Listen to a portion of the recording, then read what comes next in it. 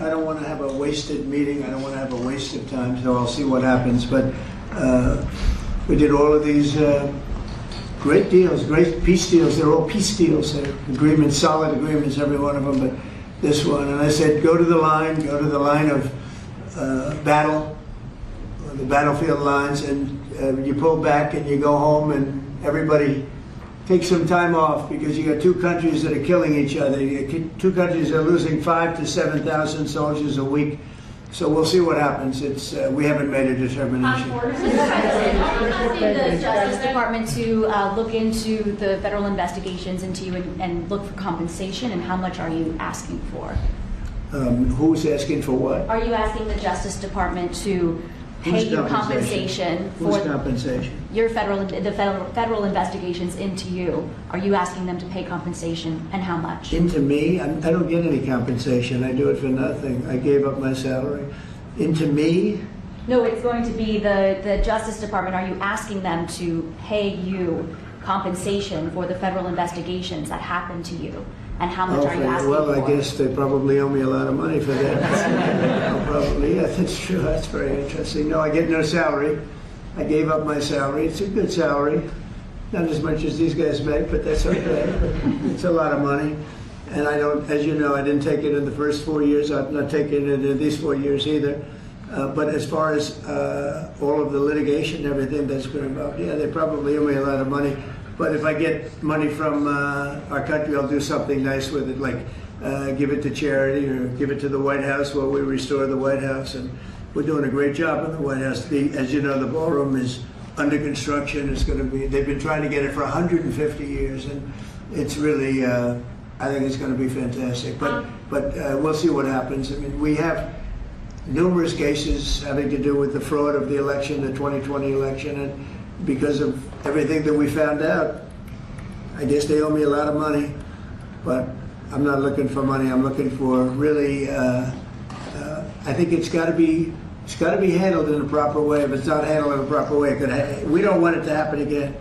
We can never let what happened in the 2020 election happen again. We just can't let that happen. And so the way we go, I know Cash is working on it, everybody's working on it, and certainly Tulsi's working on it.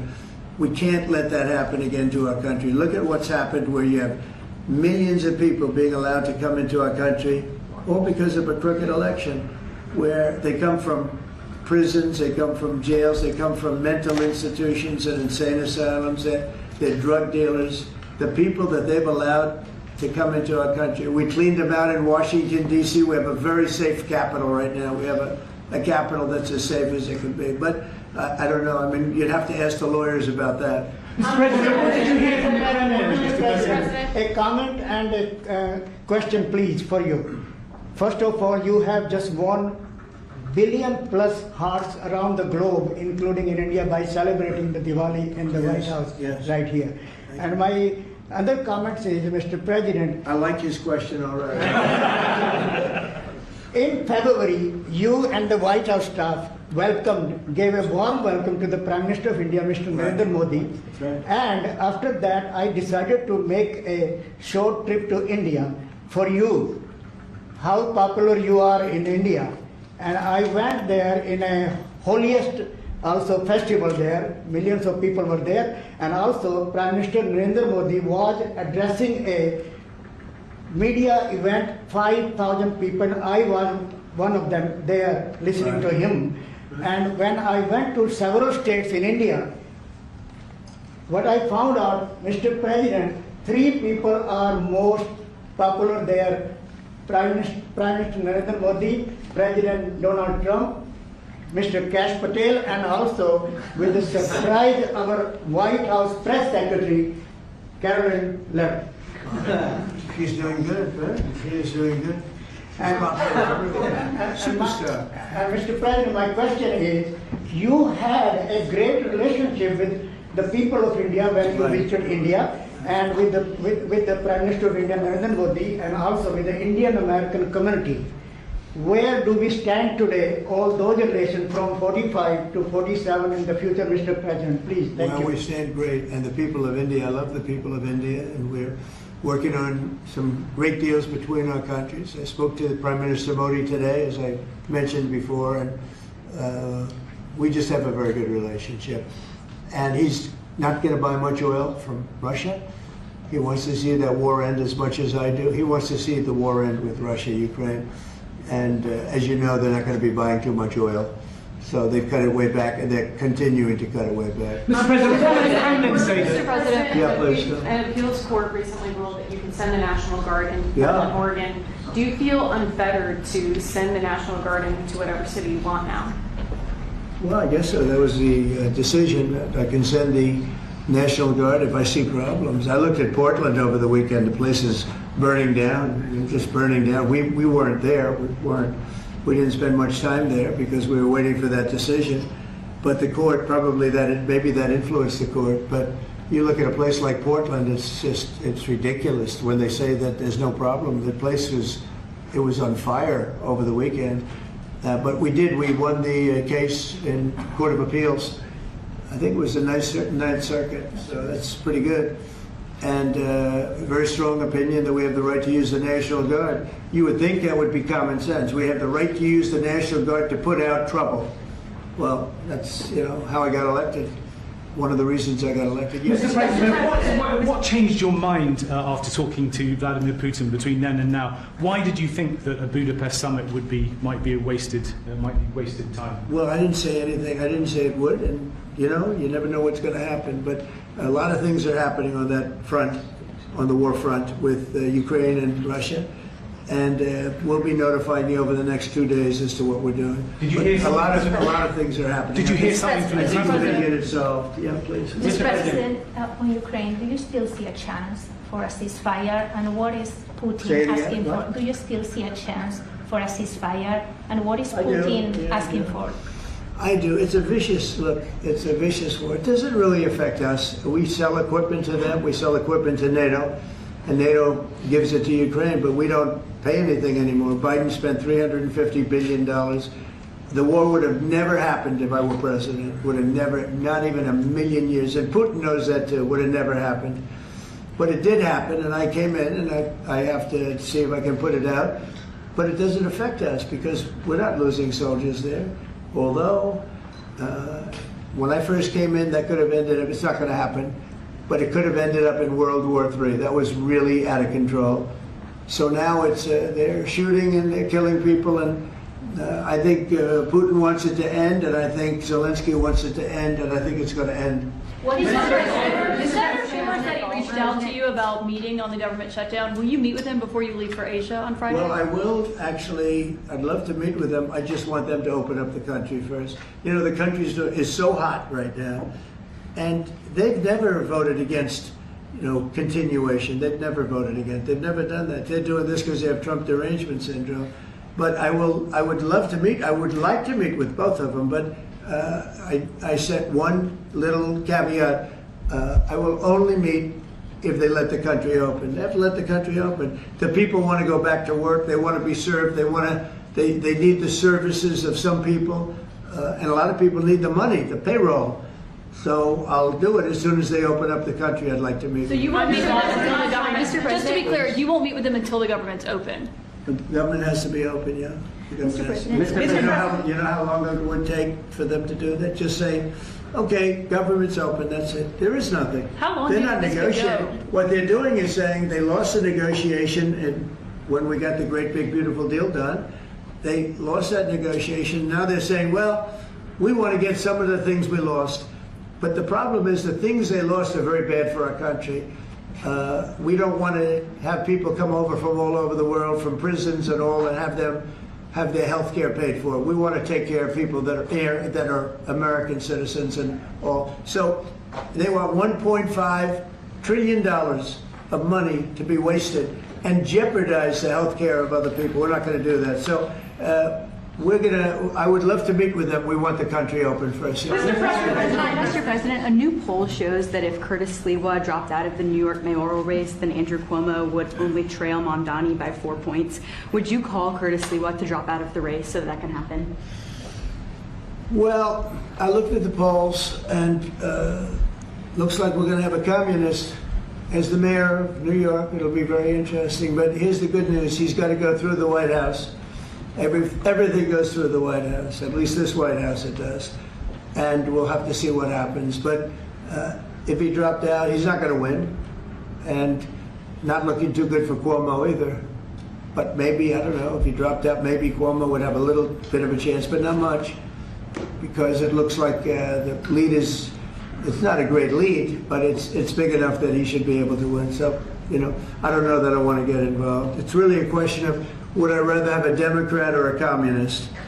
And I would rather have a Democrat than a communist. Will you meet with Mamdani if he wins? Yeah, I'll speak to him. Mr. Obligation to speak to him, but look, I love New York. I've always loved New York. I just can't believe a thing like this is happening. I left New York, and we had a mayor, De Blasio, who was a disaster. But when I left, it was sort of before he could really take hold. And boy, New York was a hot city, and now it's sad to see what's happening, frankly.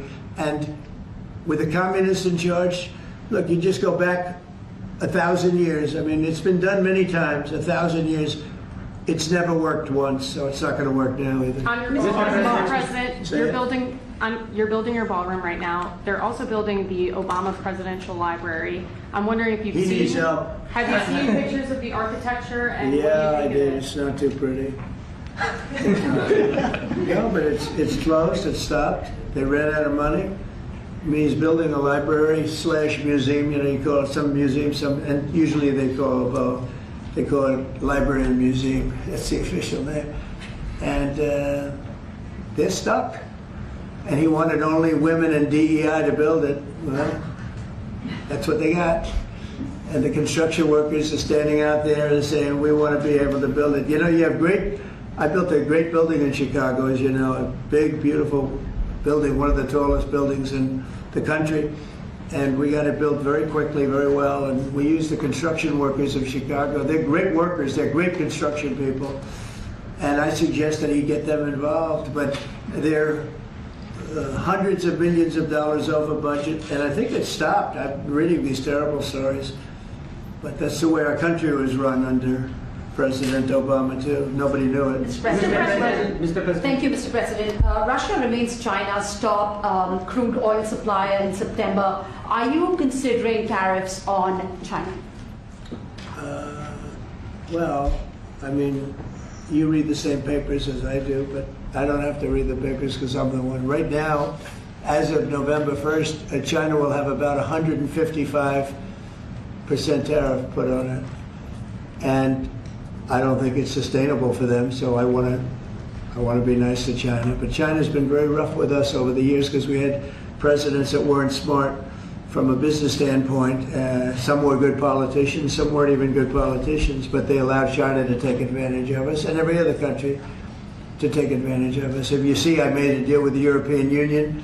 I made a deal with Japan, with South Korea. I made a lot of these deals that are great deals. And I was able to do it. It's really national security. I was able to do it because of tariffs. And we're getting hundreds of billions, even trillions of dollars paid into the United States. We're a very rich country again. We'll start paying off debt. We'll do a lot of things. We'll probably make a distribution out of some of the tariff money. I think we're going to make a distribution over the next fairly short period of time to people because we took in so much money from the tariffs. Just European Union, $650 billion. Japan, $550 billion. South Korea, $350 billion. That's even a lot of money for you guys, right? That's not bad, right? But no, we're taking in a lot of money, and it keeps people like this here because that's why they're coming in. I mean, you wouldn't be, I mean, I'm not going to speak for you, but generally they won't be coming in if it weren't for tariffs.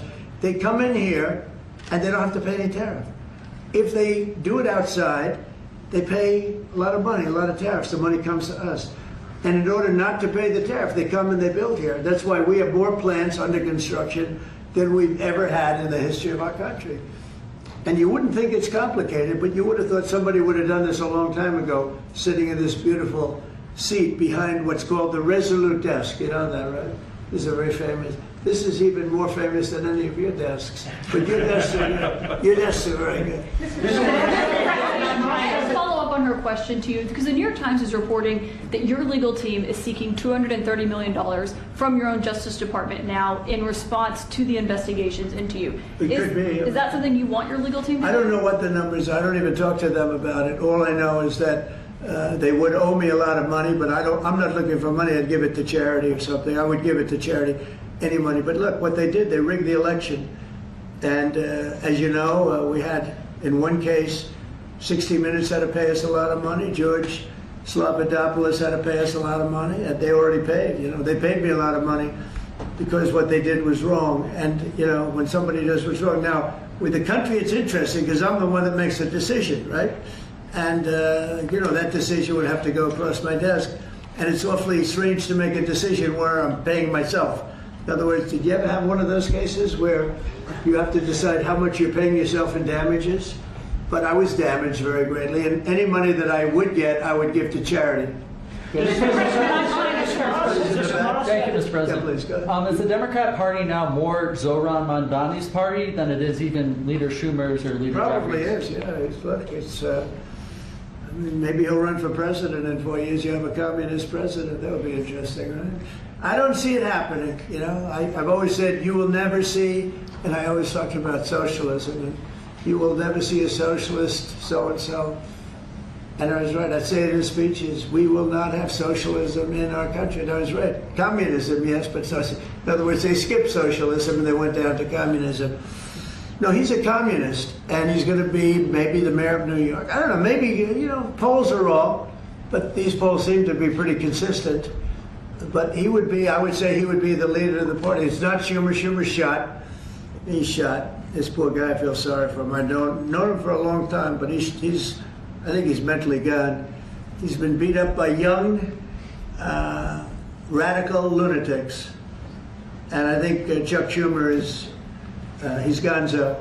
I really do. I think he's probably not going to run. It shows that he's losing in every poll. Now, this is hard. He wants to meet with me. It's sort of hard to be with a guy after I make a statement like that, but I'm just giving you the facts. I think Chuck is probably finished. I know some people, Democrats, that would be good.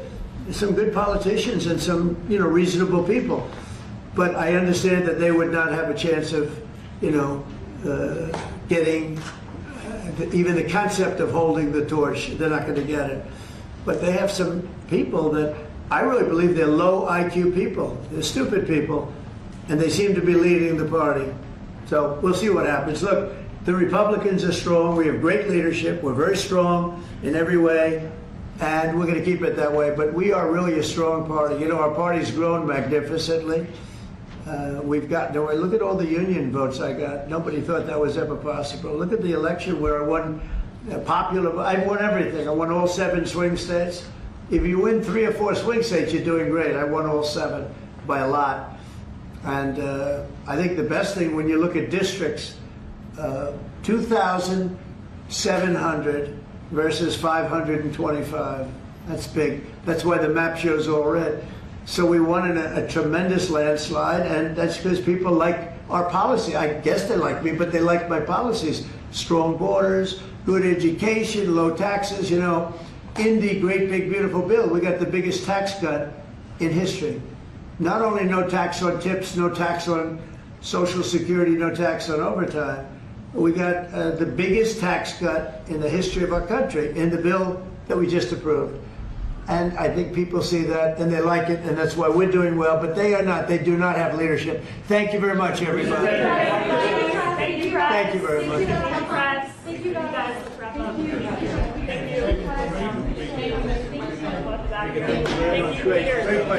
you, guys. Keep moving. Thank you. During an exchange with reporters in the Oval Office, Donald Trump addressed a wide range of issues, from international conflicts to domestic politics and trade. He began by confirming that a planned meeting with Vladimir Putin had been put on hold, explaining that he didn't want a wasted meeting. He pointed to ongoing developments on the battlefield between Russia and Ukraine, describing the war as vicious, and noting that thousands of soldiers were being lost each week. Trump claimed the war would never have started if he had been president and suggested both sides were ready for it to end. When asked about reports that his legal team was seeking $230 million in damages from the Justice Department for federal investigations into him, Trump said he believed he was owed a large amount of money but insisted he wasn't pursuing it for personal gain. He said any compensation he might receive would go to charity or to White House restoration efforts, emphasizing that he had given up his salary during both terms in office. Trump returned to his claims of widespread fraud in the 2020 election, describing it as something that must never happen again. He linked the election to what he called a surge of undocumented migrants entering the country, alleging that they were being allowed in from prisons, jails, and mental institutions. He claimed Washington, D.C. was now secure under his leadership and repeated his view that election integrity was central to national security. A reporter raised the topic of U.S.-India relations, noting Trump's popularity in India and mentioning his warm relationship with Narendra Modi. Trump spoke positively about the Indian Prime Minister and said the two countries were working on major deals. He added that Modi was reducing oil purchases from Russia, reflecting shared interest in ending the Russia-Ukraine war. On the domestic front, Trump highlighted a recent court ruling that affirmed his authority to deploy the National Guard to cities like Portland, Oregon. He said the ruling confirmed his power to intervene when local governments failed to control unrest. Turning to the government shutdown, Trump said he would be open to meeting congressional leaders to negotiate, but only after the government was reopened. He blamed Democrats for prolonging the shutdown, saying they were acting out of what he called Trump derangement syndrome. He also commented on the mayoral race in New York City, where Zohran Mamdani was leading in the polls. Trump referred to him as a communist and said it would be very interesting to see how the city would be governed if he won. He contrasted that with his memories of a more vibrant New York before what he described as a decline under recent Democratic leadership. On trade, Trump said China would face tariffs of around 155% starting November 1st. He described tariffs as a powerful tool that made the U.S. economically stronger and encouraged companies to build domestically. He cited past deals with the European Union, Japan, and South Korea as examples of successful economic negotiations during his presidency. Asked about leadership in the Democratic Party, Trump argued that the party had been overtaken by radical communists, asserting that Chuck Schumer was finished politically. He framed his party as strong and growing, crediting his policies on border security, education, and historic tax cuts for Republican momentum. Throughout the exchange, Trump returned repeatedly to themes of strength, control, and economic power. He positioned himself as someone who had made the country wealthier through trade policies, who could end wars through negotiation, and who stood against what he called radicalism on the left. The Oval Office event became less a Q&A session than a sweeping statement of his priorities and worldview.